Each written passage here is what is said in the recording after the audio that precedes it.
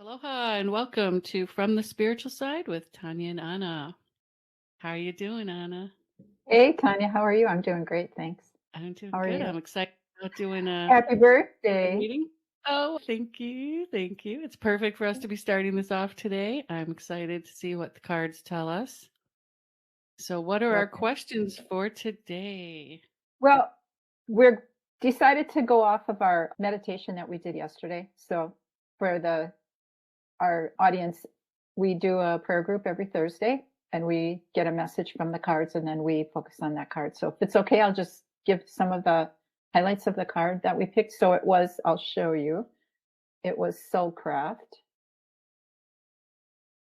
Beautiful. Soulcraft. Soulcraft. And the message was, it's time to come out of the mystical closet, isn't it? And add your power to the flow of the high magic of the world. Your soul has crafted your expression, energy, and vision precisely for this time, and only you can deliver it.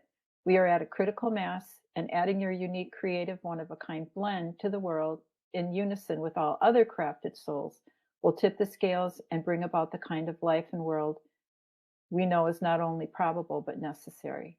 The time is now. Don't override your soul with rationality. I love that part because God is Don't trying to do that override your soul with with over rationality. yeah. Mm. You are ready, know what to do, and your soul is with you every step and every breath. Follow your inspired action. Add your power to the grid of truth and beauty. There's more, but I don't I want to love keep going. that. We're good with that. Okay. There's so much in there, you know what I mean, for people to unpack individually. So I'm glad we're sharing this message. And by the way, today is June 16th, 2023. So this reading should be good for you for as long as it feels resonant. Right, and I thought we would run our timeline to the solstice. So we're in this phase of the going from the new moon to the full moon. Okay. We're going to hit solstice, and then we can do another reading after that for That our queen. sounds great. That sounds All great. right. Well, I'm happy that you and I are coming out of our mystical closet and coming out to more people.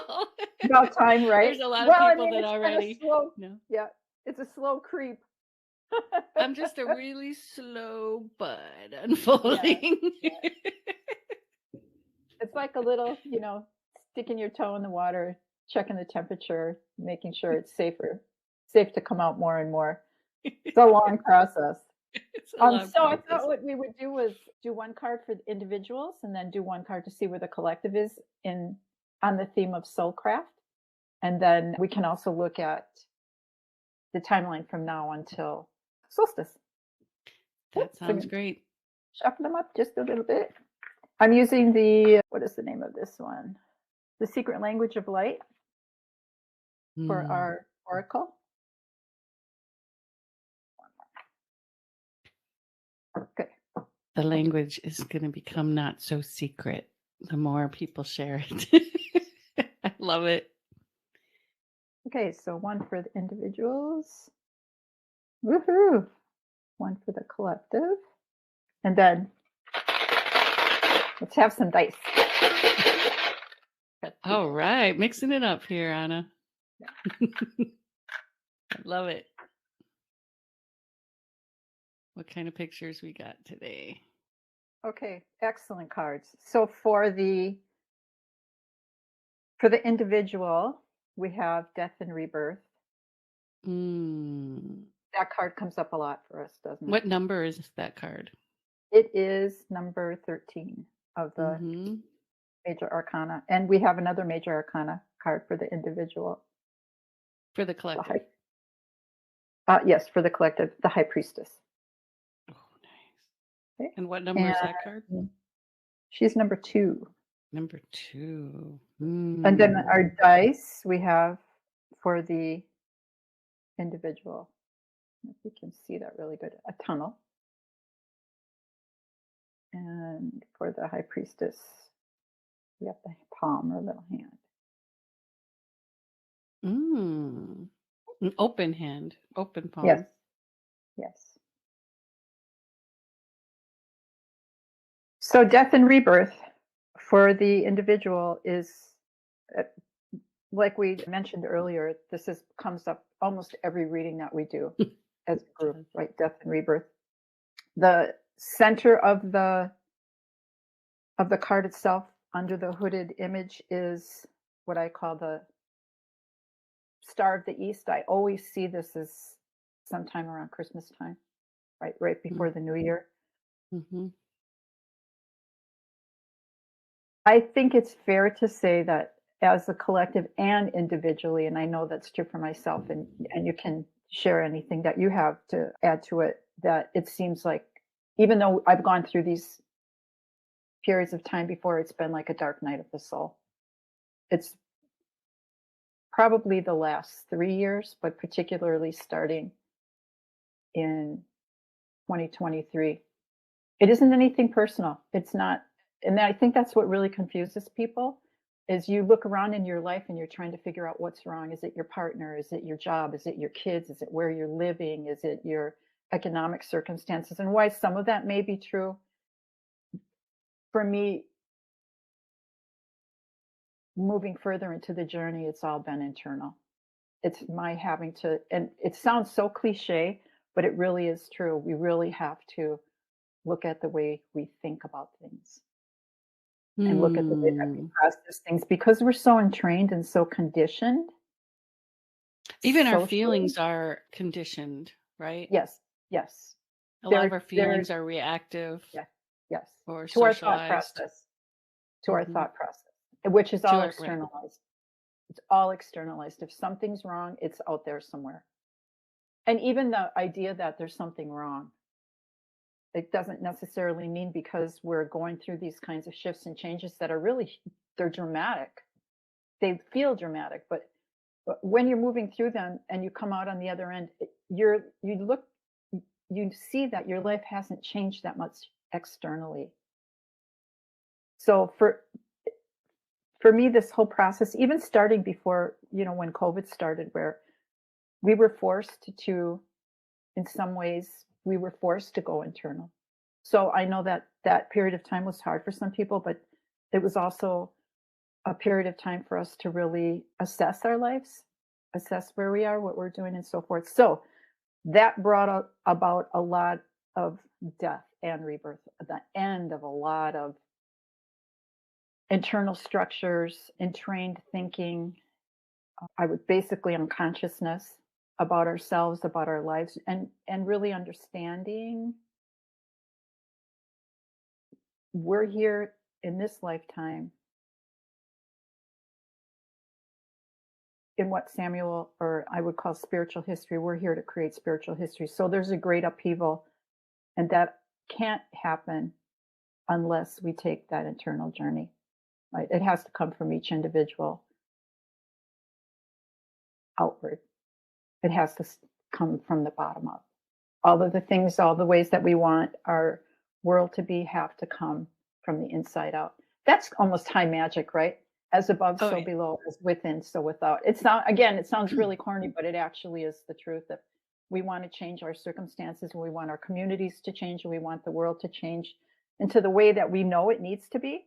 Not even the way that we want it to be. It has to be if we're going to make it as a planet into the future. Things have to shift dramatically. So for me, that's what the death and rebirth card is. I know there's a lot of negativity. I hear it all the time, even from other tarot readers and things like that. I don't ever feel that way. I always feel, and I've always seen that we're going to be successful, or we wouldn't have even tried this to begin with. As souls, we wouldn't have come into this world to make these kinds of changes if we didn't know that there would be success at the end of it. I totally agree with you. And I know we've had this conversation personally many times. It's sometimes it feels like it's just not moving fast enough, I guess is the way I would put it, right? Because we know what the outcome is. We can feel the energy, right? We know what is possible. And there's so many different potentialities, but it feels like most of those potentialities are all positive outcomes for humanity, for this planet. And just going back to what you said about we're kind of all in another dark night of the soul. And when collectively everyone is going through a dark night of the soul, of course, we're all going to be experiencing it. So no matter how many dark nights we've had in our life, right? Mhm. We're all going through one at the same time now. Really, it has been since for the last 3 years for sure. Maybe even before then. Some people can move through those really quickly, but this has been an extended one. I do think this year I've personally had a lot of big insights about myself in my own life, even some that I haven't had before, you know, and where I'm not claiming all my power and where I can still override my overrationality. You know, Mhm. and come out of the mystical closet. And I think it's important for people to understand when we talk about these, or we're looking at the tarot, or we're doing other kinds of practices to be able to move through this dark night of the soul, that it's still not, it is a mystical experience, but it's a human experience. It's It's not definitely an a human. otherworldly experience. Going through the dark night of the soul, like particularly for me this year, has been an enormous amount of shadow work, things that I don't want to look at, things that I really thought I was over already, things that I spent a lot of time, a lot of years meditating about and feeling like I've moved on, only to come back to that place again and have to really process it in a really different way, and And really so coming forth with less judgment and even a more mhm, open heart, yeah. and less time to regroup.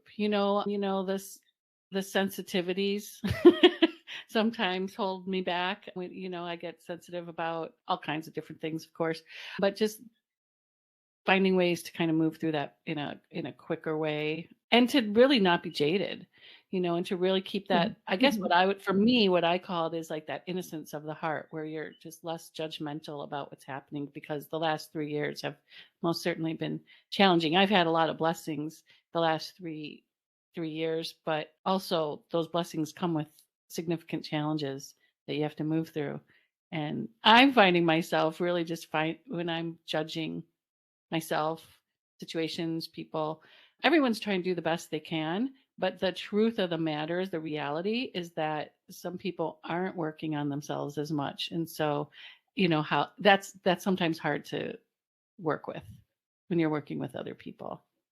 right. Right. And And so the other element, I think, for this time, it could be my age, where cycling through what I said of, I thought I was over this already. I've, worked on this so much, and I thought I had moved on. Was this cycle around has really been about seeing all of those things that we have judgments about in ourselves or others as also sacred, and really, mm, really embracing them. And where habitually, I think we're trained to head for the hills as soon as those kinds of things come up in our personalities or our lives, like, oh my God, I'm so needy, or oh my God, I'm so late. Whatever kind of labels we put on those parts of ourselves when it comes up. I'm so crazy, or I'm so, I'm too sensitive. All of those labels, right? Where we really now look at them, finally accept them as sacred parts of ourselves. That for definitely me has sacred been, parts of ourselves. And also when we start labeling ourselves, we're separating ourselves yeah, that, from, yes, yes. and so I think that's what I see. Like there's so much in the exterior world. Collectively, we're going through a major shift in identity crisis, is what I'll call it. Mhm, Where everyone wants to be an individual and they want to be known for this. And yes, and we are still all one. We are all part of the same whole. And there's a balance there to understand. For me, it's about, and I've said this for many, many years, it's about embracing your individuality within the context of unity. How does your individuality benefit the collective? How do you benefit the community? Giving your gifts and your individual gifts, because we are all different and we all have different gifts. So for me, this year has been more about identifying the gifts that either I've taken for granted or have not been utilizing as much for myself, you know, giving them away to other people maybe or other businesses or whatever it is, you know what I mean? And mhm. not honoring it and honing it as a craft, as a soul craft. Yes, yeah. And you're hitting on separation is really the entire theme of this historic spiritual period that we're in is really releasing the belief in separation. And you're right, it doesn't mean that we're not diverse or individual, but we must cease to function as the sole reason for existence and function within a unified field. Yeah, absolutely. And I That wanna is honor everybody's sense of individuality, but Mhm. what what trumps that, hate to use the word, what trumps that sense of individuality is I honor that knowingness that we are one Mhm. and that your struggles are my struggles and your wins are my wins. We are all in this together. And if we're not going to embrace that we're all one, that is the only thing that could bring us down, really, ultimately. And so many people, I think, through this dark night are realizing that a world that keeps trying to make us separate or make us perceive separation, even where it did not exist 5 years ago, 10 years ago, 20 years ago, they want to keep making us feel the separation. That's that's what motivates me to keep sharing the unity and the, Right. collective connection. And the theme of separation, I think, is important too in this death and rebirth card for individuals and for the collective is it's not only separation from each other, but it's separation from the truth of the reality, right? So Mm, we talk a lot about the beliefs in scarcity. There's not yes. enough food, there's not enough money. All of these man-made creations that drive separation. There's not enough water. This is an abundant world and we're infinite beings. There those things that drive us to prey on each other and to buy into separation and hoarding or all of those other kinds Mhm. of behaviors and Stepping actions over each that come other out to of that, get more. right? Right. Um, uh, That's an illusion that that's survival necessary. of the fittest, all of those kinds of Oh, I thought it was survival of the fattest. That that's been my in short that case, journey. I'm doing fine. But I I'm think it's thriving. really important, and that's where I talked about that individual work comes in, where we really have to examine and get to the truth of the reality of ourselves. We are infinite beings. This is an infinite Mm, world, and all of those man-made things are made by design to keep us separate and to keep us from coming together. So that probably for me is one of the bigger themes is examining how long have we thought that way? And how much of what happens in this world that we unconsciously support comes from that entrained thought process that's intentional, right? Implanted or entrained in our minds that are not the truth of reality in our world. I mean, that has been another lesson for me this year is really seeing more of how my programming, my social Hmm. programming, my educational programming, Right. my parental programming, and how that has perpetuated my own thought process that keep me separate from others and from my own soul craft. Just to go Right. back to And that theme. dissolving that dissolving the belief in separation requires all of that redefining in our own personal lives and then again, moving into the collective where we stop thinking of that in unison. So, death and rebirth. And look who's here. Oh, and the tunnel. So the And that tunnel is tunnel. right. The tunnel that is so classic, right? The dark night of the soul going through the tunnel into the light. So I'm going to just say with a little nudge from our dice is we're moving through the tunnel individually and collectively. And who It do was just we? such the perfect Yeah, I know. Yeah. image Yeah. for that And that's card. so classic, right? Even mystics who talk about, going from quote their normal self to their mystical self is this feeling of being pulled through a tunnel. So there it is. And what's really awesome about this too, if people can look at it that way, is moving through that dark night of the soul is a mystical experience. It's Being a classic. human Yes. is a Yes. mystical Yeah. experience. Yes. Once you agree to experience that part of yourself. I don't like to use awakening because it's assuming some of us are and some of us aren't, and it's a choice. Hmm. So, so that's that. But look, do you know the high priestess? This lady, this wonderful goddess. You know she's 6,000 years old. Oh, Yeah, in all of her different forms. She's 6,000 years old. Interesting. interesting. Six. Very spiritual number. Hmm. Very powerful number. One of the numbers that can't be. It will always either multiply or divide into its own common denominator. Mm, It's a number that is affiliated with the unseen world because of that. mm. It can't be reduced to anything else but its own numerical. Interesting.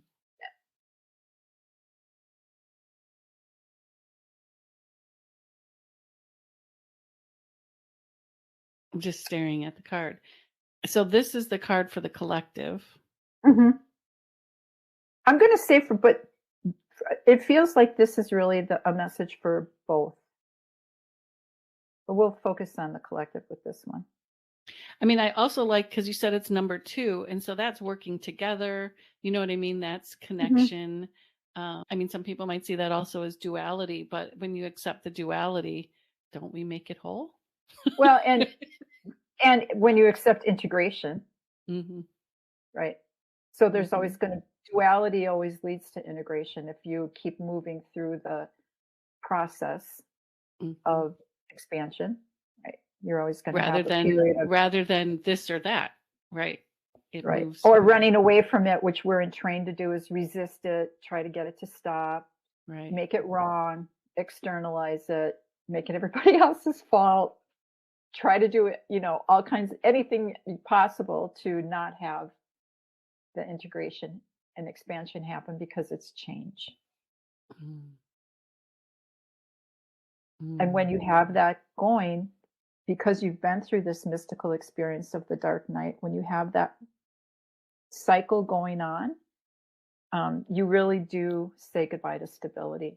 The stability that you've been trained to Programmed enjoy, to believe in and enjoy and get comfortable in. right?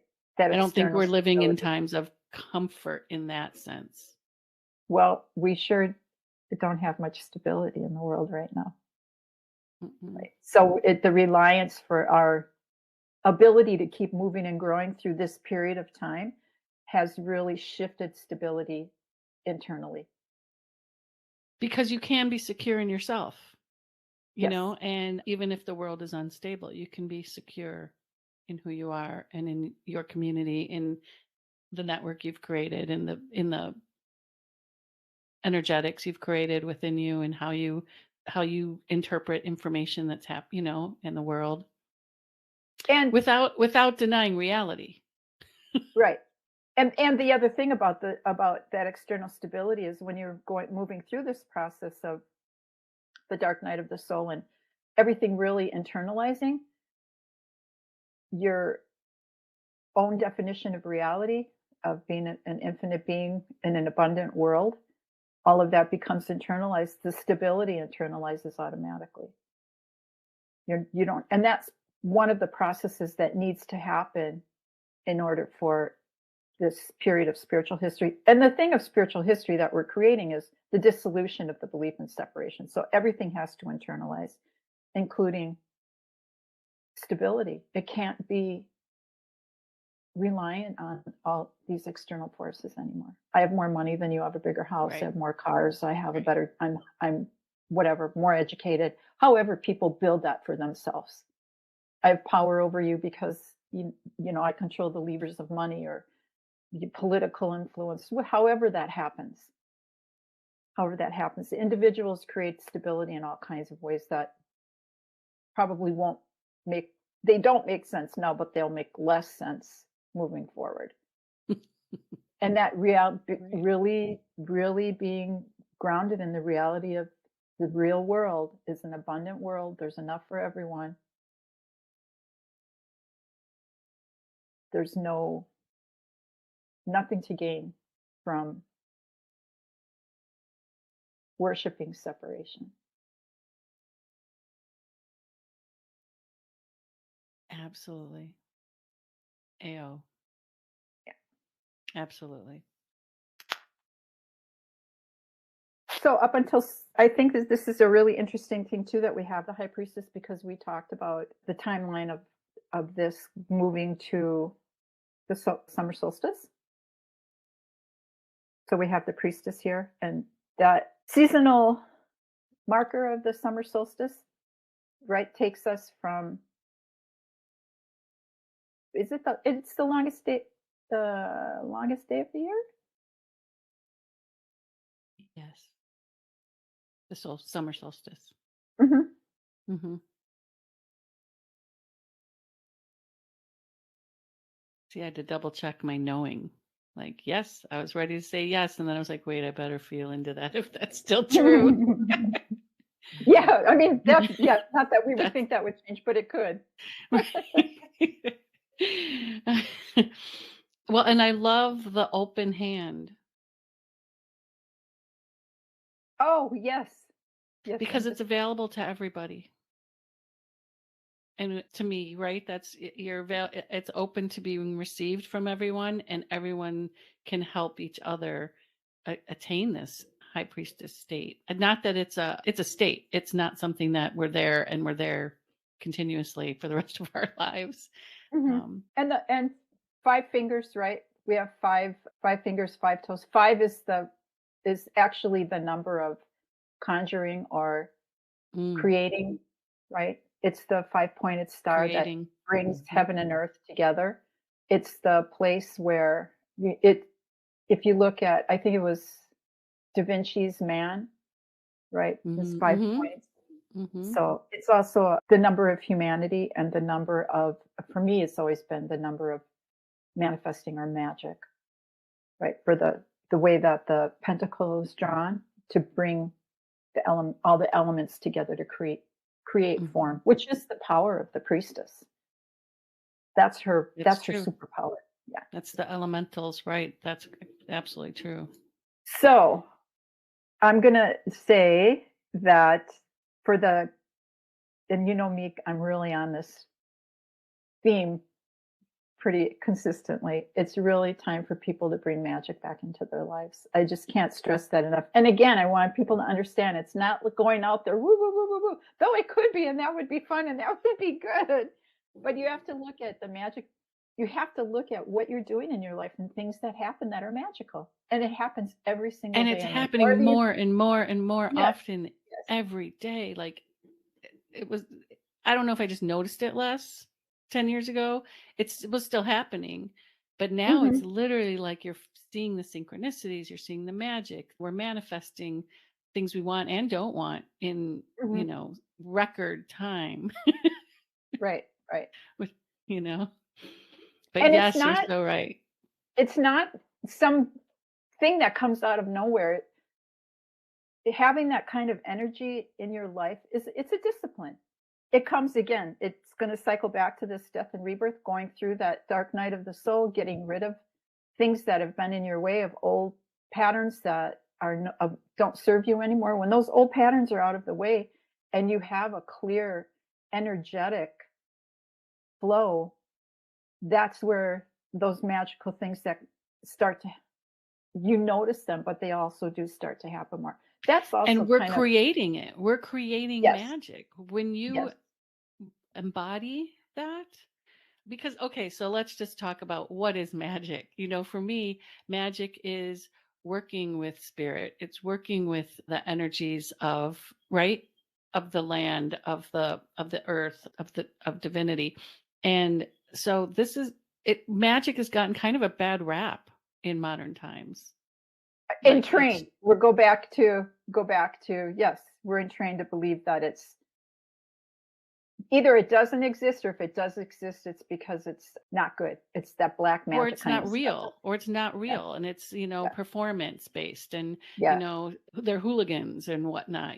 They're just magicians or performers. You know what I mean? Mhm, they mhm. took they took the magic that was happening in earlier human civilizations, and they've kind of demonized it in a way. So Ah, gee, wonder. wonder why. We wouldn't want you Yeah, to how'd that happen? We wouldn't embrace want you your to own have power. power. Exactly. Mhm. So I love the open palm. It brings me back to that open palm. Like it's available to everyone. It's in the palm of your hand. Like there's just so many meanings to me, that open hand. And her focusing, right? She has a crescent moon Mm. on her third eye. Well, actually, her pineal gland, and you can see her third eye is lit, and she's got her eyes, so she's focused on that flow. You can see the energy coming down through her pineal gland and out. So she understands her source, Mm. and she's Mhm. focused on it. So magic, what is an example of magic that you have in your that just happens every day, becoming common?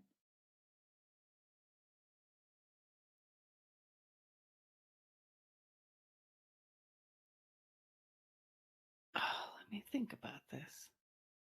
And I'll say for myself, I notice, and again, a discipline or training that really discerning the difference between your feelings and your intuition, because your intuition is the voice of your soul or the voice of magic. That's what guides you. And people, I think, get confused because it's a feeling too, but it's a deeper feeling than an emotion. So I'm not suggesting that you would blow your emotions off because they need to be tended to, because they show you the patterns that are in your way. And they also give you the experiences of joy and happiness and love and all of that, but the intuition is deeper, and that is it's like a compass. It's always moving you in the direction of I would say ex- it's a compass. That's a yeah, great it's giving analogy. you it's moving you into more expanded states of magic. And So the I way I equate would magic with go ahead. Well, the way I would describe that, really glad you brought up intuition because you're right. That is actually how it manifests on a daily, if not hourly basis. So I love that you just said it was like a compass because that's exactly how it functions. And your feelings actually can counter that.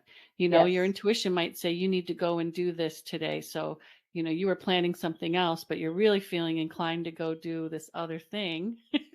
And you might be like, "Oh, I don't want to go drive there and I don't want to like that's not what I want to do." Or but then you do follow your intuition and you meet someone new that you were supposed to meet or who's really beneficial to you or whatever it is, but your intuition leads you into situations that you or people or places that you need for your own growth and your own it is magic. Your intuition is magic. Right. And it does that, and it also boots you, and it's like, come out of the mystical closet, like, oh hell no, I'm not going to do that. Are you kidding me? That's Oh exactly no, right. you Well, lie. how long have we You lie. been talking about doing this? Mhm. Yeah, You know, exactly. That's why I brought it up. It's like it does. It like makes you, it moves you into being uncomfortable it definitely moves you into until being you get uncomfortable. comfortable, right? And that was Mhm. part of our session yesterday was that you'll remain uncomfortable until you can stand your new ground and you become comfortable, right? You're expanded. You've Right. expanded that. So that is a big part of, I guess, what I would call getting in the magic flow. And it's fun. Dear Hank and I would talk about this all the time about how magical, our own people were being part, Hawaiian. And so the other thing that I do for Mm. me personally is I really equate the practice of magic with aloha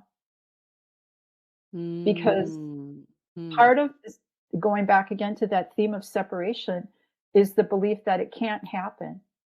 You can't have you can't it just can't happen. We can't have a world where there's no war. We can't have, a place that doesn't sacrifice the natural world for economics. No, it makes things impossible. And magic makes things possible. It says, yes, you can. You can have both things. You don't need to sacrifice one thing for the other. And that is the foundation of aloha as well. Like, you don't have to sacrifice one thing for another. You can have, as long as it's pono, Right. both things can, it can exist. It isn't this either or what you call duality. So that's the other part of it that I think is really critical. And for me personally, where I find aloha and magic to intersect in a lot of places. That is So yeah, so it's like that interesting. third way of thinking, or a fourth way or a fifth way. Or so the solutions to things are infinite when you come from aloha slash standing on that magic ground where you don't have to sacrifice anymore. Hmm. And somehow it comes with clarity, when you have the magical thinking, because it's universally intuitive somehow, and so it Mhm. comes with clarity. Not that you want to always follow it, or whatnot, but it, there's always a clear path that comes with it, Yes. and it's our thinking that creates a lot more of the obstacles. And I think a collective hard stop to what's possible. Well, because it's in direct opposition to rationality Yes, and logistical thinking and academic thinking. linear thinking. Linear thinking, exactly. Exactly. Which is the other thing that I think over the last several years is like, it's really hard for me to, like, I don't even know what day it is anymore. And I have regular routines. So every day I'm Mhm. like, okay, what day is today? Or actually it's the night before. What day is tomorrow? You know what I mean? Like, what am I I'm doing? wake up And I oriented. and I have to reorient myself to, this Gregorian calendar that just seems so not natural. Like, what's happening? Why is today this day? It's not supposed to be. But okay. I was going to extend your Tuesday into like three one big days. You know what I mean? But okay. I'll go to work. But yeah, that linear thinking is just, it's hard to be around when people are really steadfast to it, Mhm, mhm. you know, because they don't have any room for magic. Don't Yeah, have it's any a room whole for the orientation. divine. Yeah, it's the entire. They don't, it's a Thank you. whole Yes, different, the divine. it's a completely different worldview. It's a completely different view of what the human species here is. It's a completely different view of sacredness of life. There's no room for magic in that linear way of looking at the world. Right, Oh and well that for and them. Oh well for yeah, them. yeah. Well, it's shifting rapidly, It and is. that goes back to that soulcraft card that we based our reading on, and then the death and rebirth and high priestess. I think it's really interesting that both cards came out of the major arcana, right? The 22 teachings, right? Of the principles of Mhm. magic and so forth. Mm. So I think it's Mhm. interesting that both are major arcana. So I mean, there's huge things going on, big shifts and big moves. Both of them were also upright. So that lets us know that there's no obstacle to the actual energetic flow of the like stream that these particular energies are coming in on, right? The one of the dark night of the soul and the other one of this internalization of reality. And Mm. reality is not what we've been taught. Thank God, right? Or wouldn't that just be an awful thing to have to? That would be I worse. would, yeah, it would It be would awful. definitely be way, way, way, way, way worse. We've known it's not that. I think people Yeah. instinctively know that. And you look at children, children naturally, they know that. They have no clue of, actually, they're totally clued in. I shouldn't say they have no clue. They're totally clued in until all of those false principles are hoisted on them, right? Like sit in a So chair for 7 hours a day and get in look at the line, stand in line, raise your don't hand move, before you go to the bathroom. don't make noise. Yeah. and You only run literally around sit in for the 5 minutes classroom, out of 8 hours. Yeah. right? Mhm. Don't play around in the forest all day long, all week. You have to go Go memorize become all of civilized. yes. Oh my yeah. Yeah. Look what civilization has done. All right, do we have like a wrap-up card that we Well, we can put oh, well, okay. I'm gonna stop with this one card because I think it's so funny. But so this came out of the oracle, not out of the tarot, but let me see. It's remembrance. Mm, So I think that pretty much says it all. It's the number 11. of course. Remembering. Remembrance. Yeah. We remember who we really are. It's and you know the other thing I think is so important, Tanya. Not that having and we both have done this. It was great fun to travel the world for spiritual knowledge and awareness and study with different teachers and different philosophies and so forth. There's nothing wrong with that. The problem is when you're looking outside of yourself. For the Or mastery yeah, or the master. yeah. Or the Right? enlightenment, or as if that was going to come from somewhere else, or your wholeness, Right. or your completeness, or even doing that with a partner, you know, my other half, and all of those kinds of things that we're trained to talk about or that believe in. It's you don't You have to go anywhere. are your own master. It's You're in all your inside. own form of mastery. And more important than that is only you can bring forth what is within you, and the world needs it.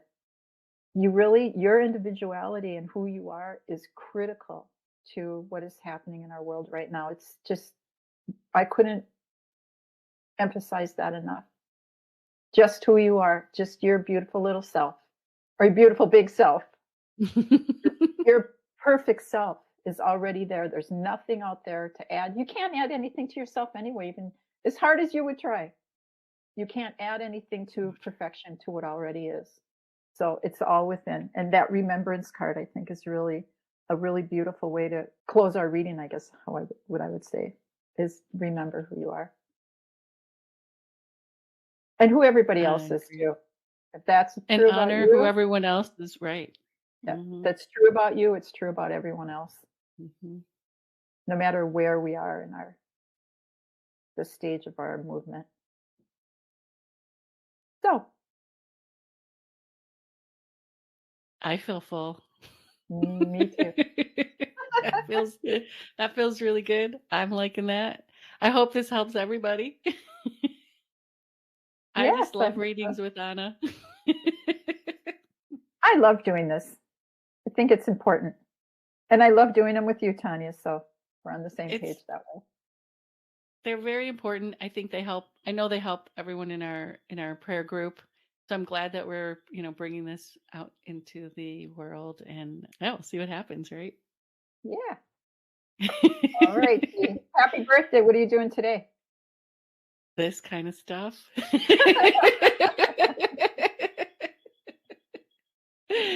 This kind of stuff. Just now I'm going to just bask in my own remembrance. Because it just, when you really get into that state of remembrance, you can't help but glow. you know, So true. can't help but glow, you know. Must be my serious background, as in the star, not in the adjective. Serious.